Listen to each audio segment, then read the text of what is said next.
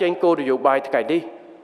លើកទឹកចិត្តថ្ងៃនេះទាញវិនិយោគមកពីគ្រប់ទិសទីទាំងក្នុងនិងក្រៅប្រទេសនិងជំរុញការវិនិយោគនៅនឹងកន្លែងរបស់អ្នកខេត្តមណ្ឌលគិរីកញ្ចេះស្ទឹងត្រែងរតនគិរីដើម្បីបង្កលទ្ធភាពឲ្យកាន់តែច្រើនជំរុញសេដ្ឋកិច្ចរបស់យើងហើយទៅជាខេត្តមួយ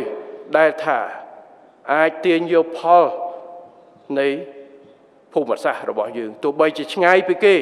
ប៉ុន្តែមិនមែនឆ្ងាយដាច់ស្រយាលទៀតទេបាទ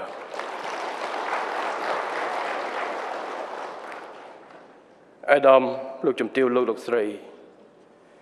និងអង្គពិធីជាទីមេត្រី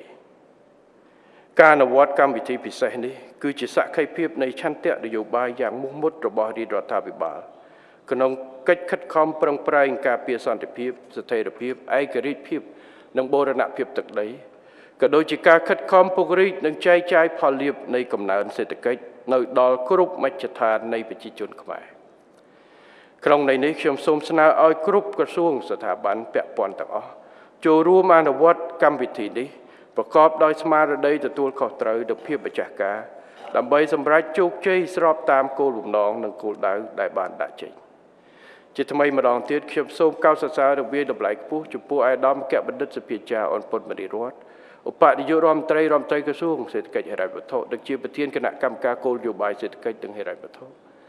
ដែលបានដឹកនាំរៀបចំកម្មវិធីពិសេសជំរុញការវិនិយោគនេះឡើងទន្ទឹមនេះខ្ញុំក៏សូមវាយតម្លៃខ្ពស់ចំពោះកិច្ចសហការនិងការគ្រប់គ្រងប្រកបដោយស្មារតីបរិយាកាសនិងទទួលខុសត្រូវខ្ពស់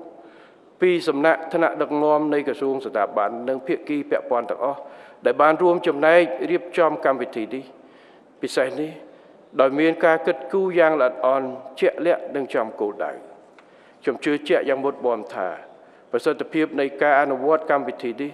នឹងជំរុញការអភិវឌ្ឍតំបន់ភូមិភាគឦសានប្រកបដោយនិរន្តរភាពនិងបរិយាបន្នក្នុងដំណើរឆ្ពោះទៅរកការសម្រេចនៅចក្ខុវិស័យកម្ពុជា2050